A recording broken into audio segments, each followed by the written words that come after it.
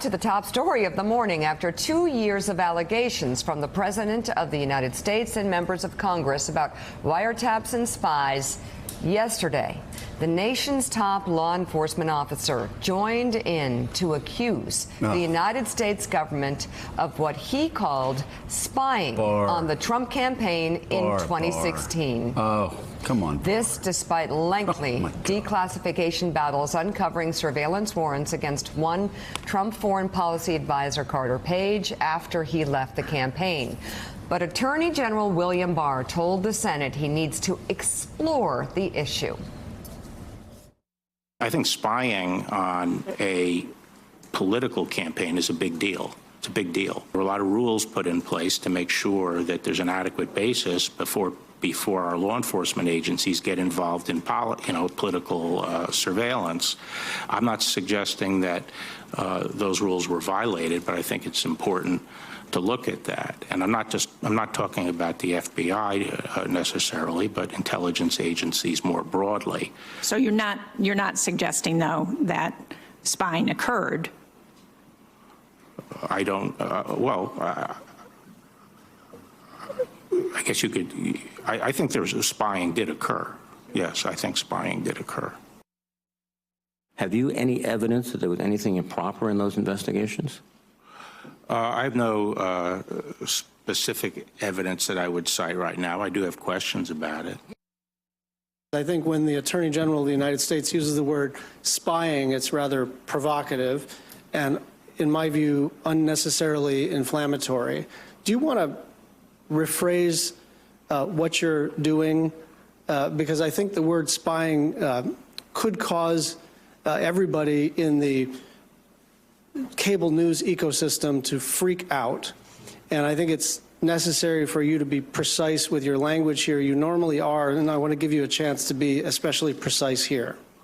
I'm not sure of all the connotations of that word that you're referring to, but, you know, unauthorized surveillance. I want to make sure there was no unauthorized surveillance. Okay, thank you. Is that more appropriate in your mind? Someone's been trumped. So Mike, so early, I said last week, and I think it's caught on, that Donald Trump wanted his Roy Cohn. He got his Roy Cohn. Except you can tell Barr doesn't really feel it like Roy Cohn did. And so that's why he got halfway out and then, started running back to shore. Wasn't going to wrestle that alligator like Terry McAuliffe would have. But he makes an outrageous claim that Roy Cohn would make. The spying claim. After, again, we all know about Carter Page and the FISA warrants, and we all know who FISA judges. We don't know exactly who they are. We know they're the best and the brightest and the most careful. And we know there have been, 4 or 5 FISA judges that supported this warrant. He knows that what he's saying is unbelievably reckless, and you can almost see in his mind Barr going, okay, how do I answer this question so Trump doesn't tweet at me, so I keep my job, but still not make a jackass of myself for life. That's tough. That's tough. Like at the beginning, he was Well, you better rethink it. Yeah, at the beginning, he was really making a fool of himself, humiliating himself. And then he started to clean it up a little bit more at the end, saying, well, wait, no, I don't have evidence of spying, but I'm going to look into it. Because it's very interesting. It's very Trumpian to, first of all, put out a summary and make conclusions that is doing the president's bidding, the type of summary that Roy Cohn would put out. And then when people are onto you and you have to release that summary, now you throw more meat to the Trump ecosystem. Well, I mean, Bill Barr has become the gift that keeps on giving for Donald Trump. Here's the headline of the day in the Washington Post. Yeah. This is the headline that they've been waiting for in the White House. Headline reads, I don't know whether you can see it close up, Barr thinks U.S. spied on Trump. Yeah. I spoke yesterday with 2 people who have known Bill Barr for 30 years. They are stunned. at his verbal behavior over the past 2 weeks, up to and including yesterday, but specifically the gratuitous interpretation that he quickly put on the Mueller report without a conversation, apparently, with Bob Mueller before he made that statement, Right. basically clearing the president. By the way, can I just say, this is what judges would call dicta. He draws a conclusion that is meaningless. Just words, because he himself has said that Donald Trump can't get indicted, a president can't get indicted. And if that's the case, then your job, Mr. Attorney General, is to do what Mueller wanted him to do, pass it on to Congress. But he wanted to poison the well. He wanted right-wing talkers to go out and blab for the last 3 weeks and make fools of themselves. God, he told you so, he told you so, before the report comes out. Now the report's coming out. He's thrown more red meat, which they just can't help taking. And they're making fools of themselves again. In fact, they did the first half of the meeting, and then they had to back off by the end of the hearings. But in their terms, and I'm talking about the Trump political apparatus now, in their terms, on their grounds, it's working. And this only adds to its effectiveness. It is, Willie, as Meacham would love to say, after getting through, of course, the 12 causes for the French Indian War and how it still impacts grocery store choices today. By the way, yesterday he went deep on Yalta. Out of nowhere. Did he? Oh, I love just Yalta. a hard left. all It was about good. it. I wish I'd been there. I still don't know what context what did he was. say I about don't even Yalta? know. It's just Meacham. He says Yalta. And he goes, Yalta, Yalta, Sounds smart. He Yalta. strokes His voice, his chin. yeah. So anyway, but anyway, and I've been thrown off by Yalta.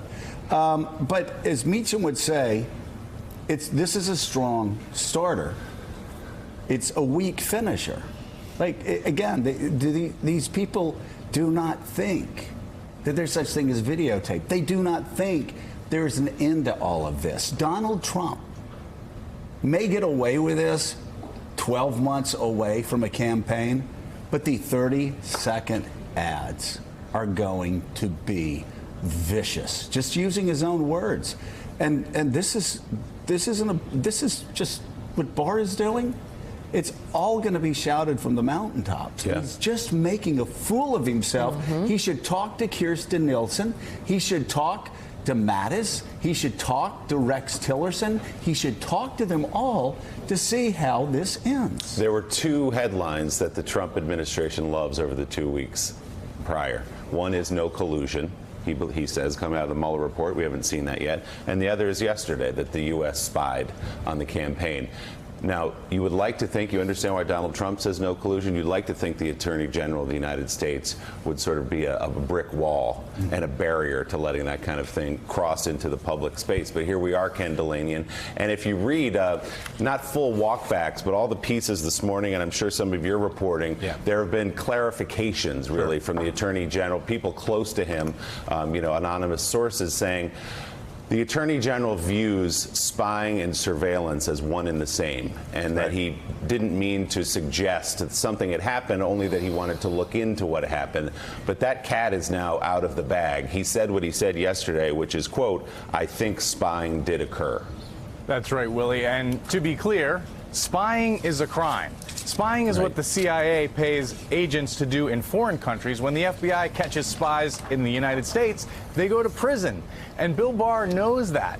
And what he did was reckless at best, and at worst, though, it was really sort of throwing red meat to these Republican conspiracy theories. And by the way, it's a large percentage of the Republican Party that really believes something was rotten at the heart of this Mueller investigation. And the evidence for the fact that Barr was going in that direction was, just before Barr sat down on Capitol Hill yesterday, Donald Trump stood on the White House lawn and made utterly inflammatory, his most inflammatory comments to date about the investigation, calling it illegal, calling it a coup, saying essentially it bordered on treason. He slandered the entire FBI. And Wait, but Ken, didn't he say after the letter came out that Mueller was honorable? Right. Didn't he say it was on? I'm confused. That lasted about a week. So Ken, they know what's coming. They know that the letter was a Roy Cohn cleanup job. They know that they're about to get blindsided again. So now the AG throws this red meat out. Okay, yeah, I really wasn't accurate about that stuff, but while they're paying attention to that, Shiny penny. let's start a new controversy. Object. And he said, the AG said there were failures at the upper echelon of the FBI. And by doing that, he preempted the report of the independent inspector general who's looking into this stuff, because there are legitimate questions. Look, there were some FBI agents that sent some inflammatory texts. They were bounced off the investigation. You know, there's the role of Andrew McCabe, who is no friend of Trump. Fine, there's legitimate questions here that need to be answered. The inspector general is doing that. His report is due out in a few weeks. All Barr had to do was say, it's under investigation. I'm going to have that review. Instead, he prejudged the review. He was clearly throwing a bone. And by the way, Ken, the Inspector General of the Justice Department is a straight shooter, has been a straight shooter. Barr knows that. Barr knows that he was stepping on him.